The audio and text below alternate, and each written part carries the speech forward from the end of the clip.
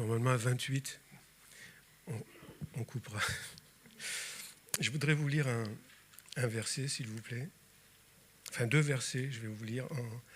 En Ésaïe au chapitre 50, au verset 10, il est dit « Quiconque parmi vous craint l'Éternel, qu'il écoute la voix de son serviteur. Quiconque marche dans l'obscurité et manque de lumière, qu'il se confie dans le nom de l'Éternel et qu'il s'appuie sur son Dieu. Voici, vous tous qui allumez un feu et qui êtes armés de torches, allez au milieu de votre feu et de vos torches enflammées. » Je vais m'arrêter là parce que c'est le mot torche qui m'intéresse dans ce que je voudrais vous partager ce matin, cette lumière. Et puis, un passage dans l'évangile de Jean, au chapitre 1, il est dit, Jean parlant de Jésus, « Cette lumière était la véritable lumière qui, en venant dans le monde, éclaire tout homme. Elle était dans le monde et le monde a été fait par elle, et le monde ne l'a point connue. Elle est venue chez les siens et les siens ne l'ont point reçue. Mais à tous ceux qui l'ont reçue, à ceux qui croient en son nom, elle a donné le pouvoir de devenir enfants de Dieu, lesquels sont nés non du sang, ni de la volonté de la chair, ni de la volonté de l'homme, mais de Dieu. » Cette lumière qui nous a donné la possibilité de devenir enfants de Dieu. Je relisais, vous savez, j'ai des notes qui remontent à de nombreuses années. Et des fois, j'aime bien regarder des documentaires qu'on voit parfois sur des chaînes à la télévision. Et là, c'est un qui remonte à il y a très longtemps. C'est un homme, un abbé qui s'appelait l'abbé Pierre. Enfin, pas l'abbé Pierre, le père Pierre, pardon, parce que l'abbé Pierre était un autre. C'est un prêtre, il était aumônier dans une prison aux États-Unis. Et il s'occupait de détenus, mais c'était vraiment un ministère... vous savez, des fois, on passe sur un documentaire et puis puis d'un seul coup, il y a des phrases qui vous marquent parce que ce que la personne est en train de dire, c'est très fort. Je ne vais pas dans une église catholique, je ne suis pas catholique, mais je veux dire, on a des frères en crise dans l'église catholique, et là, vous dites ce prêtre, et puis vous l'entendez parler, il dit des choses qui sont extraordinaires. Et à un moment donné, il dit qu'il a beaucoup lutté avec les prisonniers parce que ce n'était pas évident pour essayer de les ramener, on va dire, dans une vie ou dans un mode de vie, puisqu'ils étaient en prison pour des choses parfois terribles qu'ils ont pu commettre. Donc ça n'a pas été facile son ministère, mais à un moment donné, le journaliste lui dit « Vous avez travaillé avec combien de détenus ?» Et il dit « Environ 400. » Et vous avez beaucoup de gens qui sont revenus en prison ? Il dit « Oui, j'ai eu une rechute. » Et le commentateur, enfin le réalisateur du film dit « Une rechute, c'est très très peu. Normalement, les récidives, c'est très courant. » Il dit « Oui, mais nous avons autre chose. Nous travaillons avec la lumière de Christ. » Cette phrase, je l'avais notée parce que voilà cet homme qui était dans un univers carcéral. Pour ceux qui ont déjà pu aller en prison, moi j'y suis allé de nombreuses fois, mais pas à cause de ce que j'avais fait. C'était juste pour chanter, donc rassurez-vous. Mais c'est un milieu dur, c'est un milieu, on ne vous fait pas de cadeaux. Enfin, moi je me souviens, on chantait et c'était jamais facile. Il fallait se concentrer vraiment sur Dieu parce que si les prisonniers voulaient se moquer de vous, mais ils avaient tout l'espace pour le faire. Et bien souvent, nos concerts commençaient avec beaucoup de moqueries. Et gloire à Dieu parce qu'ils finissaient vraiment avec souvent des larmes et des pleurs. Et je sais que ce chant qu'aimait Pasteur Georges, « Je suis un pécheur sauvé par grâce », c'était un chant que nous faisions en prison. Et quand vous chantez ça devant 80 prisonniers, comme à la prison de Maguelone par exemple, que vous dites « je suis un pécheur sauvé par grâce », vous commencez à voir des gens qui ils savent pourquoi ils sont là. Et vous leur amenez un message de grâce en disant « mais ce n'est pas ce que vous êtes ». Enfin, j'ai peur de partir un peu loin si je vais dans mes souvenirs, mais cet homme disait « mais nous avons des options qui sont différentes ». Je parle du Père Pierre, cet aumônier. Des options qui sont différentes à cause de la lumière que nous avons reçue. Et puis, comme je vous l'ai lu dans ce passage en Ésaïe, il est parlé que parfois... Moi, dans ma vie, ça m'est arrivé, ça peut arriver à tout croyant, mais c'est arrivé aussi dans le monde. L'histoire du monde est faite comme ça.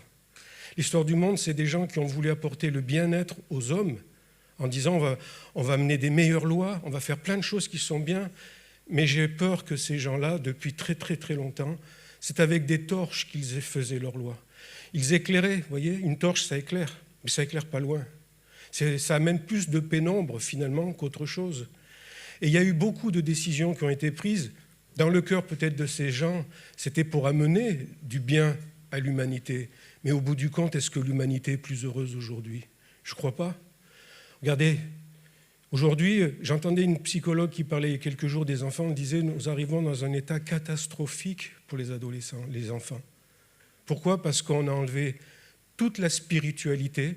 Et je ne parle pas d'être un croyant né de nouveau. Il y avait une spiritualité dans le monde, même si les gens ne le savaient pas, qui étaient peut-être des valeurs chrétiennes, qu'on a enlevées complètement, qu'on a déboulonnées. Elle disait aujourd'hui, le problème, c'est qu'il n'y a plus aucune transcendance. On a foutu Dieu à la porte de nos pays. Et donc, qu'est-ce qui reste à ces jeunes, à ces enfants, ou même à des adultes? Il reste quoi? La technologie, vous allez voir, elle va vous rendre heureuse. Le numérique, ça va vous faire gagner un temps fou. Amazon, maintenant on peut tellement, vous voulez un bouquin, là, dans la minute presque vous l'avez, il y a quelqu'un, hop. Je ne veux pas épiloguer là-dessus, ça serait bête, parce qu'il y a tellement de choses. Mais nous savons que ces choses ne nous rendent pas heureux. Pourquoi? Parce que c'est dans le cœur, l'homme il n'est pas transformé dans ces cas-là. Et nous on continue, le monde continue avec une torche en disant, vous allez voir aux prochaines élections, on a pu éclairer, on va faire des choses. Je ne parle pas de politique, je parle juste que l'homme, avec tout ce qu'on a voulu faire pour qu'il aille mieux, il ne va pas mieux. Pourquoi? Parce qu'à tous ceux qui l'ont reçu, elle a donné le pouvoir de devenir enfant de Dieu. C'est ça qui change tout. Et vous voyez, dans nos vies, parfois, on a tendance à vouloir reprendre ces torches, comme Ésaïe dit. C'est un feu qui brûle, qui ne va pas loin, ce feu-là. Dans ma vie, dans nos relations, dans l'Église, dans nos relations avec les gens, dans notre travail. Toute situation, tout comportement qu'on essaye d'éclairer avec une torche, ça ne va pas loin. Vous savez, on traverse tous des tempêtes dans nos vies, des moments qui sont très difficiles. Je me dis que parfois, c'est peut-être le moment de poser nos torches quand ça arrive, vous voyez. Et ça va m'arriver encore des fois de reprendre, vous savez, les rênes, comme on dit peut-être un peu de ma vie ou de mes pensées, pour dire... J'oublie. Vous savez, il y avait ce chant qu'on a chanté tout à l'heure qui dit « Ta présence change tout ». Quelle belle phrase dans un cantique. C'est pour ça que moi j'aime la louange, parce que des fois, une phrase « Viens ranimer le feu que tu as mis en moi ». On l'a chanté tout à l'heure. C'est le moment de poser sa torche. Si vous vous sentez froid, peut-être c'est parce que depuis un certain temps, je dis vous, attendez, je ne suis pas en train de... Je n'ai aucune pensée en visée de personne. Moi, je suis le premier comme ça, je vous assure. Je sais qu'aujourd'hui, maintenant, peut-être c'est un de mes fondements, une de mes bases de me dire, si tu commences à aller pas bien, si tu commences à ne plus avoir envie même d'aller à l'église où les gens ne t'intéressent plus, ou tout ça, le problème, il ne vient pas de Dieu. Lui, il est la lumière du monde. Il est la lumière du monde. Et moi, j'ai besoin d'être éclairé par Dieu. Donc peut-être, comment être éclairé par Dieu si je vais à lui avec ma torche? Il faut que je pose ma torche, que je reçoive la lumière. Et je sais que tout au long de ma vie, ça va être comme ça. Elle est déjà un peu plus... Pour les jeunes, j'ai moins de temps maintenant devant moi, mais en tout cas, tout le temps qui pourrait me rester à vivre, c'est tout le temps de revenir à ce fondement, comme à Bethel, comme faisait Abraham, devant les cailloux. Seigneur, là, tu m'avais parlé, tu m'avais montré. Je reviens à cet endroit-là. Éclaire-moi. Vous voyez, il y a une image qui m'a toujours touché quand vous allez. J'aime aller dans les églises. Moi, j'aime bien, surtout quand elles sont vides, parce que ça peut être un moment, justement, c'est assez mystique, c'est particulier, je parle d'église catholique. Mais une chose qui m'a toujours émerveillé, c'est quand il y a des beaux vitraux. Vous voyez ? Pour le monde, regardez, c'est juste une image, je vais vous laisser, mais on peut être une fenêtre sans teint. On peut être une fenêtre opaque qui ne montre rien. On peut croire qu'on est une fenêtre opaque qui ne montre rien. Des fois, parfois, ça dure des années. Il peut y avoir un tunnel dans nos vies et se dire, ma vie, à quoi elle sert finalement ? Quelles sont mes ressources ? Quelles sont mes motivations ? Comment je mesure qu'est-ce que je fais dans ma vie ? Qu'est-ce que je fais ? Pourquoi ? J'ai reçu Christ, mais ça ne va pas très, très loin.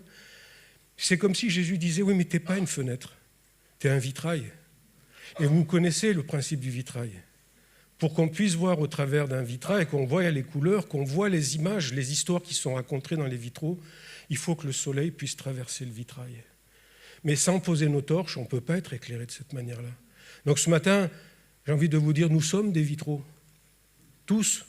Moi, je suis un vitrail. Maintenant, je peux être un vitrail. Vous savez, un vitrail dans la nuit, on ne voit rien. C'est ni plus ni moins que quelque chose d'opaque.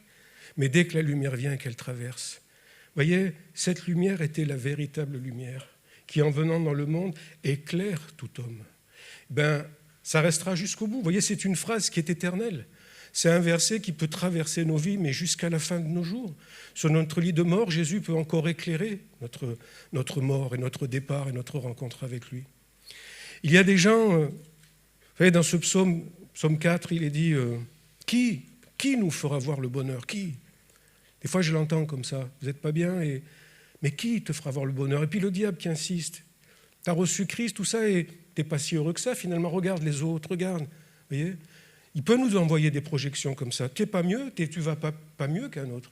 Mais Jésus ne m'a jamais fait cette promesse que j'irai mieux qu'un autre, et physiquement, et dans tous les domaines. Non. Qui nous fera voir le bonheur? Fais luire sur nous la lumière de ta face. Voilà. Ça veut dire poser nos torches. Et c'est très important, enfin pour moi en tout cas, je vous dis ce matin, c'est très important de venir, dans ma vie de tous les jours, dans ma rencontre avec Christ, de venir à l'église, de vous voir, c'est de ne pas venir avec une torche en essayant d'éclairer nos relations, d'éclairer même la parole de Dieu. Vous voyez, on peut regarder la parole de Dieu, on peut l'écouter, mais sans vraiment la comprendre. Sans vraiment la comprendre, parce qu'elle ne change pas nos vies. Il n'y a pas d'application, il n'y a pas de perspective. On écoute, on étudie, mais pourquoi? Parce que c'est avec nos torches peut-être qu'on écoute ou qu'on étudie. À un moment donné, il faut qu'il y ait ce lâcher-prise, j'en parlais il n'y a pas très longtemps, mais il faut qu'il y ait ce lâcher-prise. C'est dire, Seigneur, voilà, transperce-moi avec ta lumière. Alors ça ne se fait peut-être pas en 5 minutes, mais Jésus veut le faire. Jésus veut éclairer nos vies, il veut éclairer ma vie, il veut éclairer mon espace, mon entourage, mes relations. Et ça peut être merveilleux quand on pense comme ça, parce que... Là, je vais arrêter là, c'est l'heure d'arrêter, mais j'ai passé une semaine à faire un chantier où j'ai rencontré plein de gens. J'étais en Savoie, à Chambéry, je dois y retourner dans 15 jours. C'est pas venu la possibilité que j'annonce, enfin que je leur parle, ne serait-ce que de ma foi ou autre. Ça ne s'est pas fait.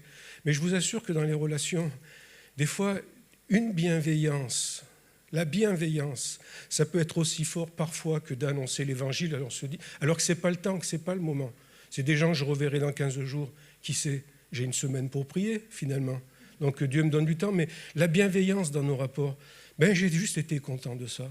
Il y avait comme une lumière, voilà, ça reste du travail, ça reste du boulot.